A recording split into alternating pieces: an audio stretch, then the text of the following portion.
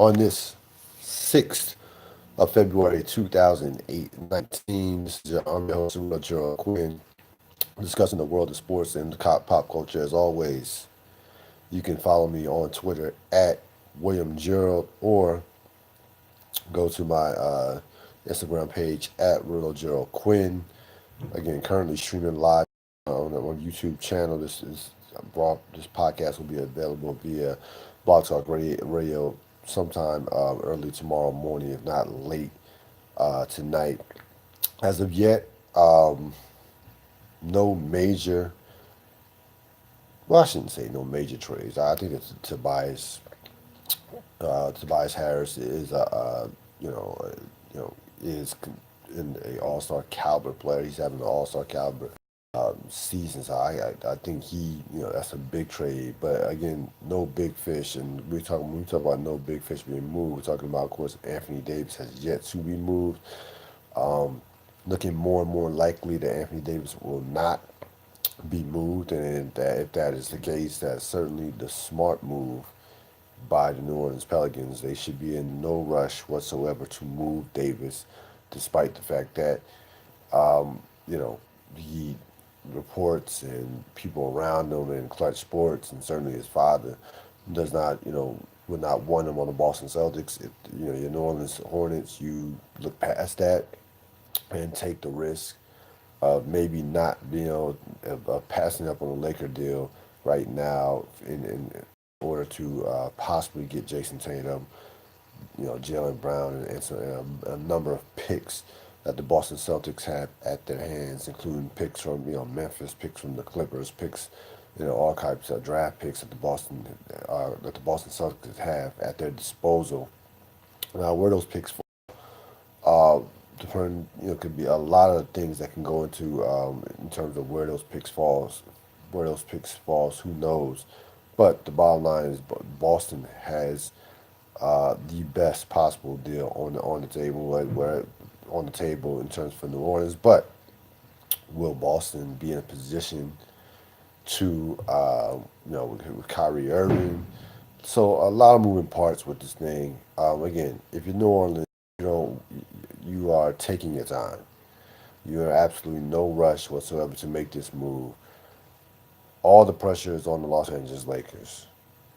And we know the pressure's on the Los Angeles Lakers. The Lakers know the pressure's on the Los Angeles Lakers. So if I'm the Los Angeles Lakers right now, I have to, even if I don't make the move for Anthony Davis, don't get Anthony Davis by the 3 p.m. deadline, which is tomorrow for the trade deadline, you have to start thinking realistically start thinking about plan B. You have to. You cannot put everything into Anthony Davis now and into the summer and end up with, Kemba Walker. So to me, if I'm the Lakers, I, I'm putting everything. I'm going all out to get Anthony Davis, but at the same time, you have to have a plan B. I've been hearing, it's just been for whatever reason a foregone conclusion that Kawhi Leonard would not come to LA, and I'm like, why? If I'm the Lakers, I'm like, if that's the case, I would reach out uh, and get feelers on why he wouldn't want to come to LA, or is it strictly playing with LeBron?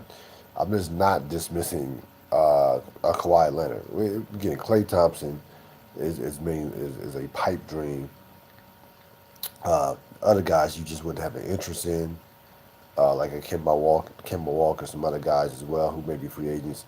I wouldn't touch Jimmy Butler myself, but they might even get desperate and they even might possibly have to give Jimmy Butler $150 million. Who knows? But again, when this thing possibly gets past February 7th, it changes everything for the Los Angeles Lakers. It puts the Lakers in a position to where now they are not the only game in town, and Boston's in the mix. The Knicks could be in the mix. A surprise team could be in the mix. The Clippers could be in the mix. I mean, who knows? The Clippers could pull off something to trade for, and and sign for to trade some of their free agent pieces, to trade some pieces, move some pieces. Who knows? It would have to be a trade, so Clippers probably wouldn't be in the mix for a trade. But in terms of as a landing spot, Clippers say, hey, Kevin Durant or Kawhi Leonard. And if the Clippers are smart, they're putting out feelers right now. Hey, Kawhi, would you be up for playing? Could you think you would want to play with Anthony Davis? But the Lakers have to have a plan B. You cannot, you have to have a legit plan B. Now, there's no plan B that will be as good as Anthony Davis, but you have to have a plan B.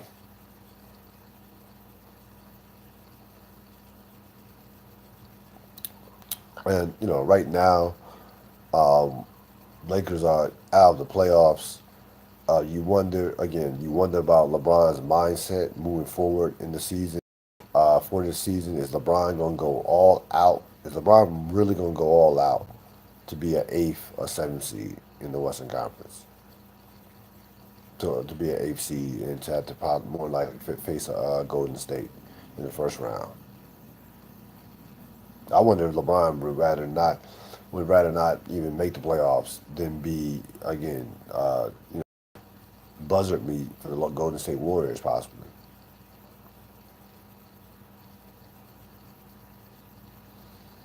So the Lakers are in a tough spot. We knew, and we said this on a previous podcast, that um, more than likely, if the Lakers wanted to land Anthony Davis, it needed to get done by February 7th. And indications as of now, again, things could change in the next, 17 and a half hours or so. But as of right now, it doesn't seem like that New Orleans is gonna move Davis to the Lakers. Again, it's not a case of what they offer. I mean, Lakers are offering them basically everything, draft picks, the whole. New Orleans would get basically everything they wanted. They would get more, like they would get, you're talking about Ingram, Zubac, Kuzman, even guys like Lonzo Ball. So I mean, it's not even a case of the offer not being there, but I think it's gotten to a point where the Pelicans have come to their senses. Like they're not going to panic. And there's no reason why they should panic. They don't care about, and it's not a big deal for the Pelicans to sit Anthony Davis for the rest of the season. It's not a big deal at all. Like that, it's New Orleans. It's not New York City. It's not Chicago. It's not some big time basketball city that's gonna go crazy with headlines day in and day out talking about why is Anthony Davis not playing. They're gonna know why he's not playing, so they won't. It's not gonna be a big deal for them to sit him out for the rest of the season. As of right now, he's gonna sit out for the remainder up until the All Star, up until the trade deadline, through the trade deadline, depending on whether or not a deal gets made. So there's a chance. I mean, there's a chance that Anthony Davis may not play again this season. There's a very good possibility that you might see the last of Anthony Davis. So again, nothing to speak of in terms of that deal. Going in terms of that deal, the Lakers are in a hoping and waiting, are basically hoping and waiting to receive maybe a last minute call on something New Orleans might want that could be a deal changer or a change of heart, change of mind, but more and more likely, it's seemingly like that is not going to happen. Of course, we mentioned earlier, Tobias Harris has been moved to Philadelphia. Philadelphia, in return, gave up a couple pieces, but more importantly, the Clippers will get that 2021 Miami Heat pick, which who knows could be a lottery pick. could be a lottery pick in 2021. I don't expect the Heat to be very good. It could be a top three, top five, maybe even top five pick. I don't expect that pick will that the Heat will be. I know the Heat that I know the Heat is not into losing, doesn't try to lose, but I don't expect that pick that pick will be. I don't expect that pick. I expect that to be a very high pick without question. And I don't expect Miami again. I know Miami doesn't. I know Miami doesn't like. Um, isn't is not a believer in tanking, but they just be that bad to a point where it might not make a difference whether they want to tank or not. So that again, I understand what the Sixers are trying to do. The Sixers are trying to put all their chips in. They want to try to win a championship this year. Um, they want to try to win a championship this year. So, and which is fine. My point is, if you're the Sixers, does this free you up to make a move possibly um, before the trade deadline to move Jimmy Butler? I don't think it's going to happen, but is a possibility. Could you get a number of good piece young? Could you get a number of? Could you get some shooting? Could you get some draft picks? Could you get some good role players? Some bench players for Jimmy Butler. A lot of quality bench players for Jimmy Butler. No question. I don't think. I just think the Sixers are just trying to stack their team as much as possible with their first 5 or 6 players, and then and use that to compensate for what is a weak bench.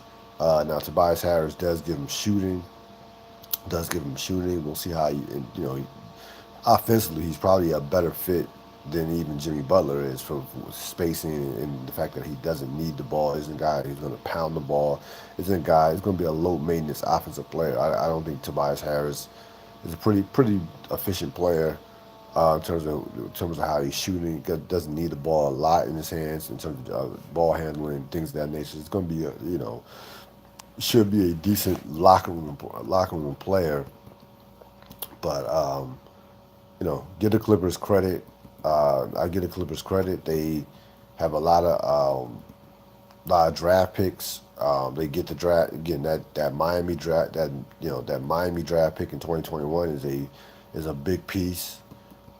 They now have some moves. Again, they can do some stuff if they want to. They might. There's been talking to them possibly moving Lou Williams. He has a great contract, very cap friendly contract. One of the better contracts in the NBA for a player of his caliber. So don't be surprised if he gets moved by the Clippers tomorrow, next week, not next week, but tomorrow before the deadline. Again, Clippers think of themselves being LA as a possible or a ton of cap space as a owner who he knows wants to spend money. They think of themselves as being a destination spot, no without question.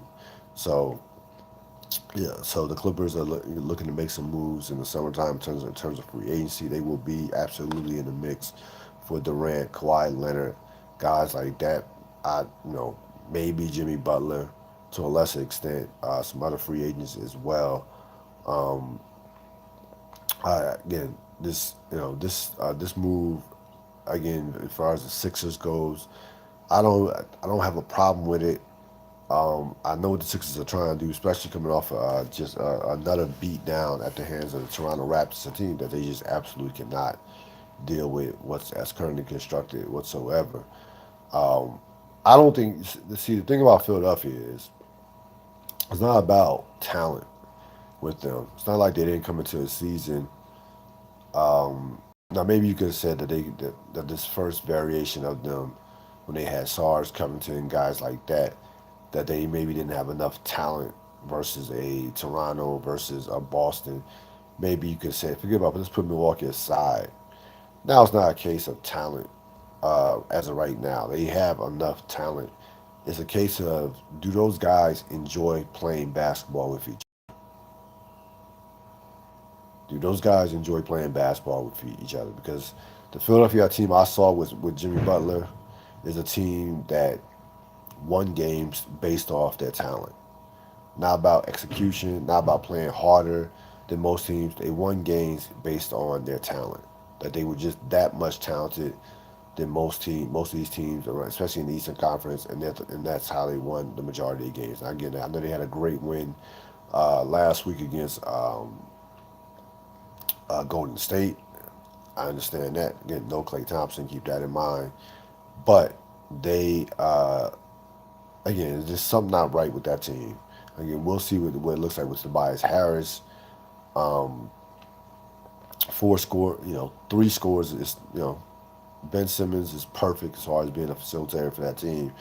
You have three legitimate guys that can put 20 points on the board with Embiid, Harris, and also of course Jimmy Butler. But again, it's a case of will the chemistry do those guys enjoy playing basketball with each other? That's what I think this comes down to when I look at the Sixers. I don't question the Sixers' talent. We know they have two blue chip players. Well, in essence, three blue chip players, three All Star caliber players. But can this mesh over time? Is there enough season for this to mesh in regards to someone? When you have four players that can all score, and even Ben Simmons, Ben Simmons is not a prolific scorer, but he still needs the ball in his hands. Um, you know, it's gonna take some time for that team to develop chemistry, and we won't know until probably April or so, late March, early April, whether this team enjoys playing basketball with each other. But again, you can't knock Elton Brand for making this move.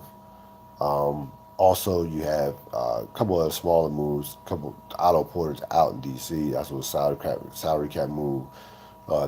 So Wizards get rid of Otto Porter. He goes to Chicago for Bobby Portis and Jabari Parker. Again, this was all about the salary, all about the Wizards getting under that salary.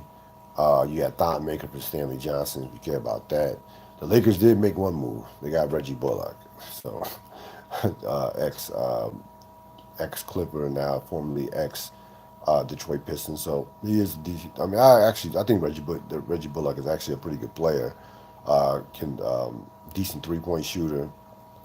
The Lakers, desperately need some shooting to go around LeBron James for driving lanes, of course. But nothing uh, outside of Tobias Harris, nothing major on the horizon as of right now. There's been a lot of talk about Gasol and Conley being on the move. Um, you had, Utah was in the mix. Toronto was in the mix. Toronto was supposedly in the mix, trying to pull out just a classic Yuri move, to where Yuri, Toronto GM Yuri just doesn't care about shaking up the apple cart. He's trying to go. He's going for it now. He's going this year. He knows Kawhi Leonard more than likely is going to be a rental, so he's going to go put his best foot forward now, rather than mess around. So uh, you, so we'll see if Utah, excuse me, if Memphis can move one, if not both those players. We know Memphis is not going to make the playoffs. We know they've been one of the worst teams in the league over the last month, and they at this point it's play the young players and just play their young players and get the highest draft pick possible, so that they won't have to give it up. That they won't have to give it up. I think their Boston pick is top three protected this year, maybe top six protected next year. But if they finish in top three, they will keep that pick. So I think that's what their goal is right now. So that's where we stand with the NBA. Again, the Lakers just got embarrassed last night to Indiana, about 42 points. That was clearly a game where you could want to say these trade rumors are a distraction. Indiana made a bunch of threes, and Lakers just absolutely did not show up. And again, it'll be very interesting to watch LeBron James's mentality over the course of the rest of the regular season. This is a guy who is used to being able to navigate and kind of cruise through the regular season, Now all of a sudden he's in the playoff push, and that playoff push does not look like it did Christmas Day. Like, fourth seed, pushing possibly to have a second best rank, maybe second best record at that time, one of the best records in the Western Conference, to now pushing towards possibly an eighth seed. So it's a different type of playoff push, and it's something that LeBron James is certainly not familiar with. So it'll be very interesting to see how the rest of the regular season turns out, how LeBron navigates the rest of the regular season. Considering again he's not been put hasn't been in this position in well over a decade, since maybe his third year, his second year in Cleveland, when they remember they missed the first 2 years, missed playoffs the first 2 years in his first 10 year with the Cleveland Cavaliers, when he was much, of course, first basically starting out in the league. So we'll see what happens with that in the NBA. Of course, the NBA trade deadline tomorrow afternoon at 3 p.m. Again, I don't expect anything to happen with Anthony Davis. I think Anthony Davis will remain a Pelican, and the Lakers are going to be sweating bullets basically come July 1st, come summertime, with trying to get something done with the Pelicans, and with having to deal with what a lot more competition, specifically from the, of course, their hated rival, the Boston Celtics. As far as the NFL goes, one story of note: Nick Foles declined his contract option for $20 million. You repaid the $2 million signing bonus from this year. He is not out. Now he has a chance to be an outright free agent, depending on what the Eagles want to do here. The Eagles could franchise tag him. If they franchise tag him and Foles signs it, will be paid $25 million next year. If he doesn't sign it, the Eagles, you would think, will try to trade Foles.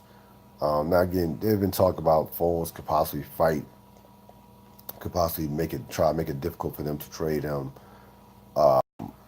to trade him on and to tag him and trade him. The NFL is not going to block a guy being tagged and trade and attempted to be traded. It doesn't happen often. That guy gets tagged and gets traded, but the NFL is not going to try to block that. So the question is, what do the Eagles do with Nick Foles? Is somebody willing to give up a first round pick for Nick Foles? To me, if I'm the Eagles, I would not tag him, because I just wouldn't want the fact that I wouldn't be paying a backup quarterback $25 million. And I say that that they tag him, you're assuming that Nick Foles would sign. I think he would. I think Nick Foles wants to be outright free from the Philadelphia Eagles, and he wants to do two things. Number one, he wants to start somewhere else, and number two, he wants to sign a major contract.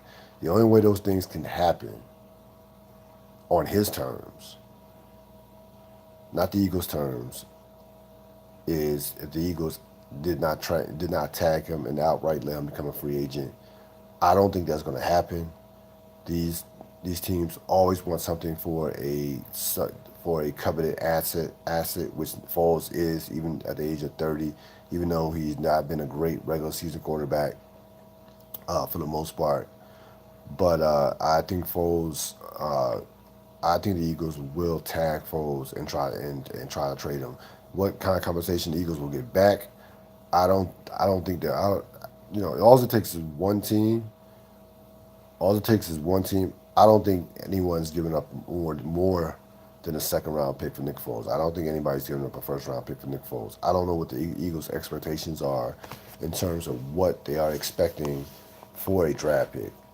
That would be an interesting question, to know what they would be expecting to get back in terms of compensation. But I don't think they're not getting the first round. I don't think they're getting the first round pick.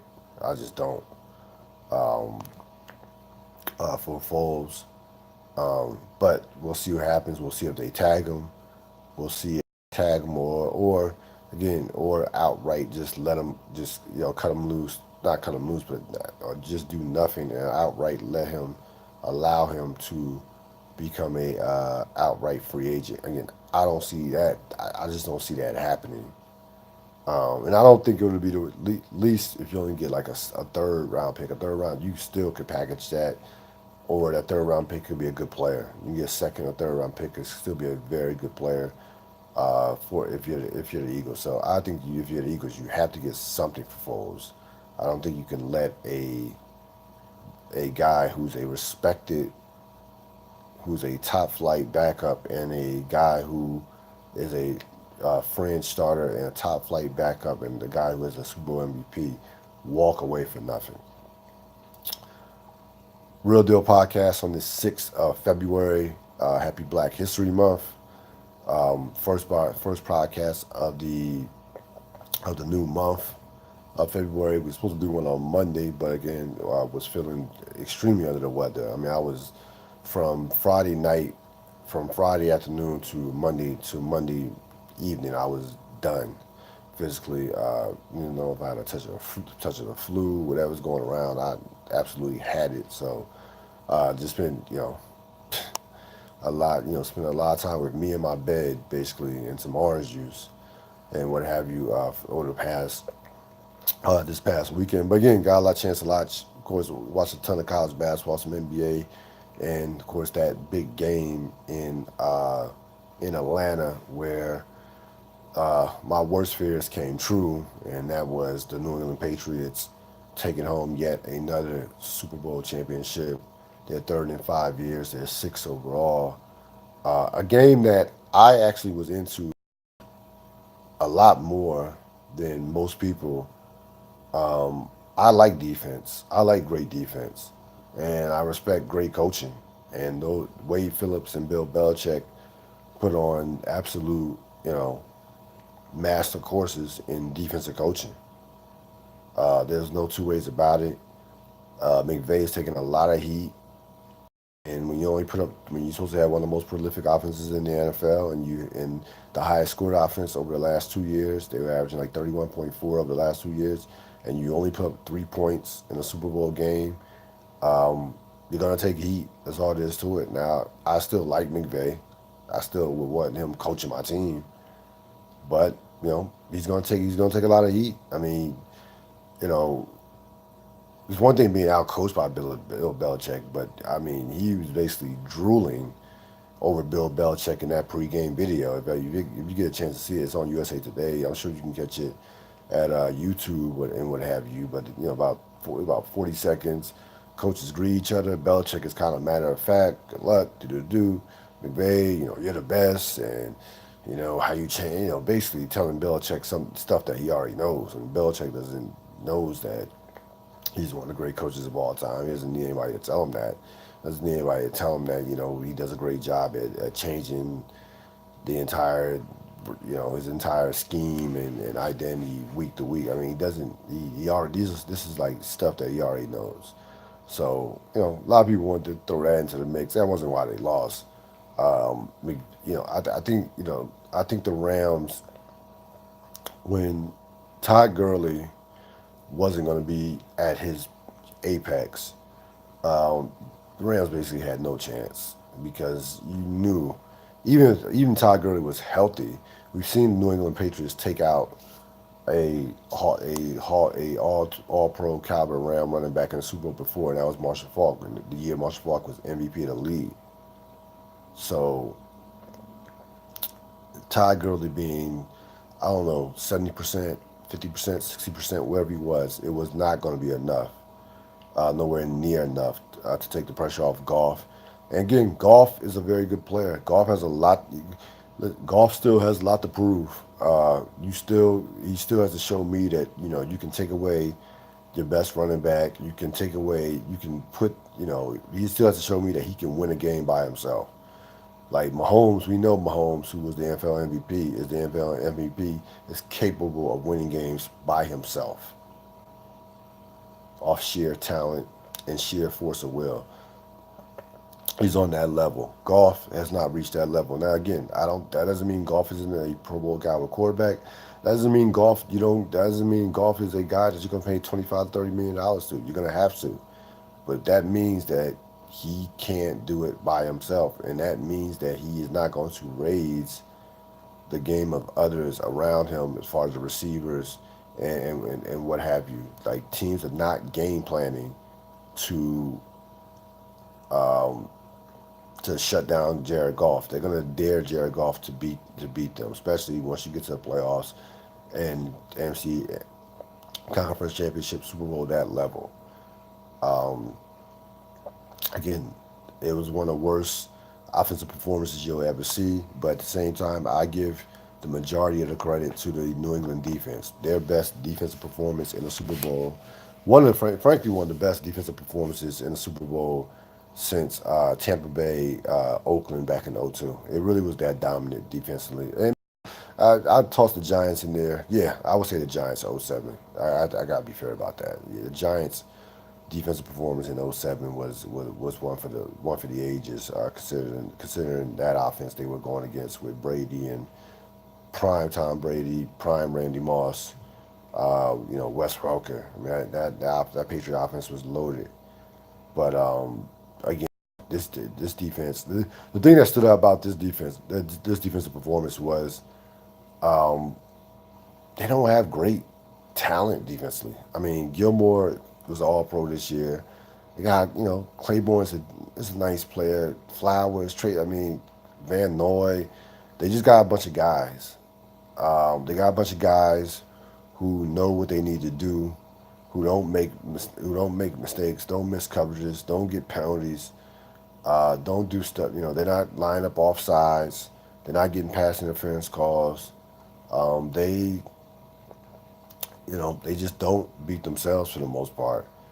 And if you're the Rams, you're going to be kicking yourself for a long time because this was not a clean Patriot victory, top to bottom, from start to finish. You had Gostkowski miss a field goal.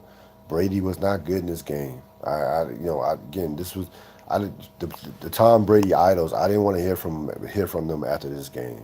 I didn't want to hear any GOAT conversation. I didn't want to hear Tom fourth quarter does it again. No, no, no, no, no, no. This was about the MVP of this game. The biggest winner of this game was Bill Belichick. This was a Bill Belichick special. This was an old school Belichick, taking Peyton Manning out, the playoffs '03, '04. This was Belichick taking out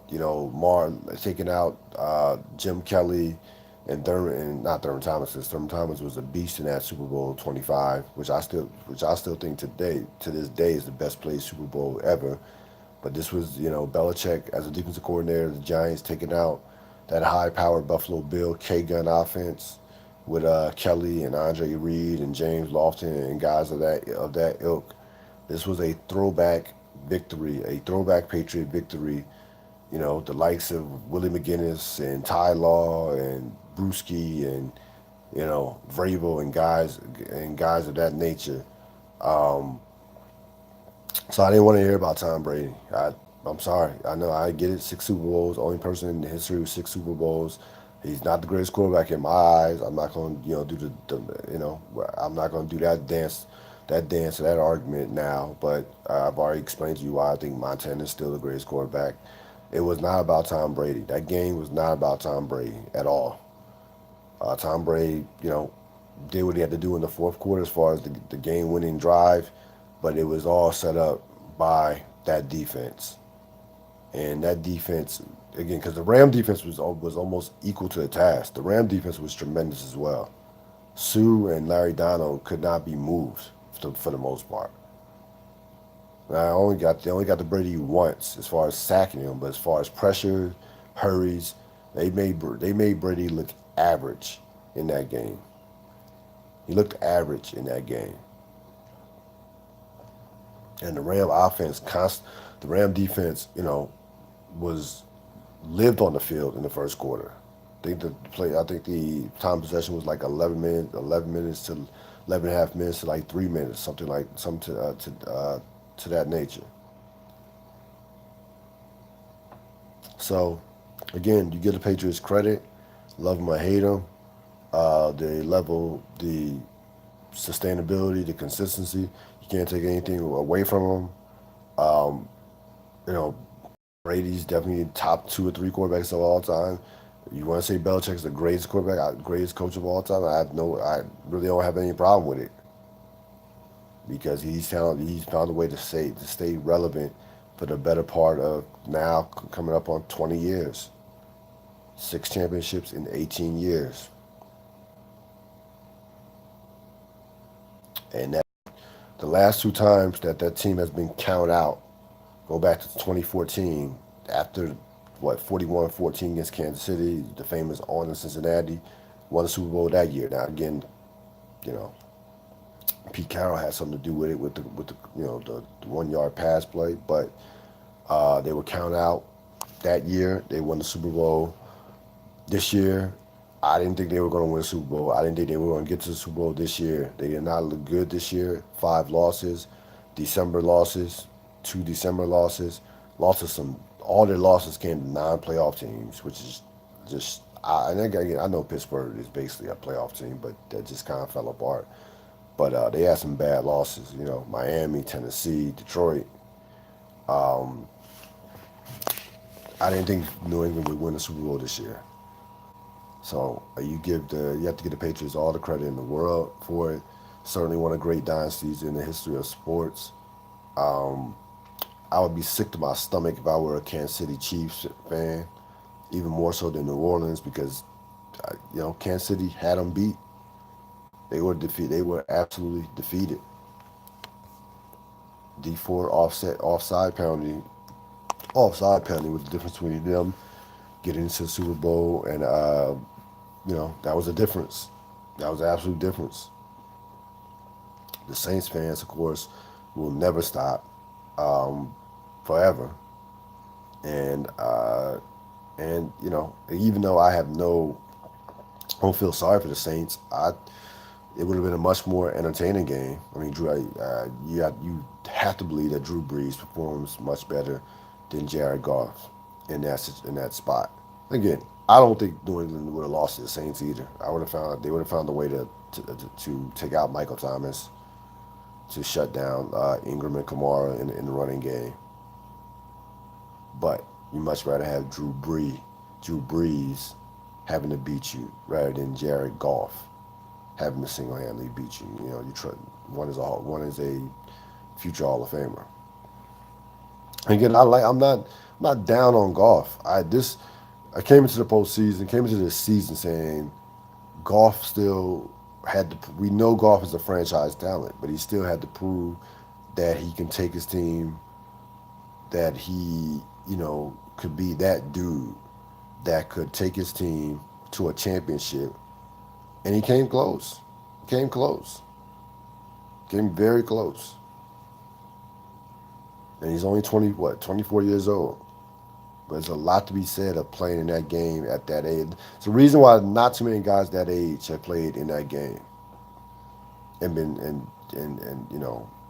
been successful. The reason why Tom Brady has destroyed quarterbacks 25 and under. I think he's like 7-0. The guys that beat Brady, Eli Manning's, um, Joe Flacco's of the world, Peyton Manning's, veteran guys that have been around the block. So that's when put a bow on the Super Bowl. I don't get too caught up in the ratings for the Super Bowl. It's still gonna be the highest paid, the highest watched, the most watched program of the entire year, by far. A lot of platforms, a lot of just ways you can consume television now. So it's not gonna be the same as last year or 5 years ago. Um, a lot of people were down the game as far as the style. Again, I respect. What I don't like in football is sloppiness and horrible officiating. Now again, the Rams got a bad whistle a key. It was 3-3 in the fourth quarter. I want to say 3-3 in the fourth quarter. They had just got to stop. Looked like they had momentum, and they called a 13-yard Gurley run, called a 13-yard Ty Gurley run back that would have resulted in 1st and 10 at the New England, I want to say 47. It's a 13-yard run. They were on their own 43, so 7. It would have been first and 10 at the New England 44. Instead, it's first and 20 at their own 33, and they didn't recover from that penalty at all. That was a big call in that game. It was a big call. Game was tied. Rams had momentum. Think to yourself, oh, Ty Gurley just broke one off. He's going to be, he's headed towards, maybe having a big fourth quarter. But the thing I can't stand about games is horrible officiating and sloppy play. And it wasn't a sloppy game. Couple missed calls there and there. Not 12 penalties, which you can live with that number, 12 total. You can live with that number. But again, the defense was unbelievable. The defense was unreal. How good those defenses were. And get the Rams defense a lot of credit. Get the Rams defense a lot of credit. Because there were plenty of times that they could have broke, considering that their offense was doing nothing. Not next to nothing, but doing absolutely nothing. And the heat Sean McVay is taking, when you don't play, when you get shut down by a defense that New England defense is not a great defense. So it was just outright scheming. And they talked about the fact that they used some of the stuff that Detroit and Patricia used against them when Detroit almost beat them early in the season. If you're McVay, I think you gotta kind of see that coming. Like you played them earlier, to build, the Belichick Patricia connection. Like you struggled against them. So I don't didn't seem like he was ready for that for whatever reason. For whatever reason. A lot of question marks in the NFL this season. We mentioned one in the offseason. We just mentioned one of them where Nick Foles will end up. Le'Veon Bell, Antonio Brown. You have of course, the draft coming up in a couple months. So a lot of question marks from that standpoint in terms of player movement. But in the immoral worlds of D'Angelo, Barksdale, the Kings, stay the Kings, and again, after another year of NFL football, the 99th season, the New England Patriots are at the top of the heap. That's going to wrap it up for this latest edition of the Ril Dil Podcast. Hopefully, I'll be able to do an emergency podcast Friday, saying that the Lakers beat Davis. I doubt it happened. I doubt that will happen, so I will see you next time. As always, this is the Ril Dil Podcast, telling it like it is with no apology.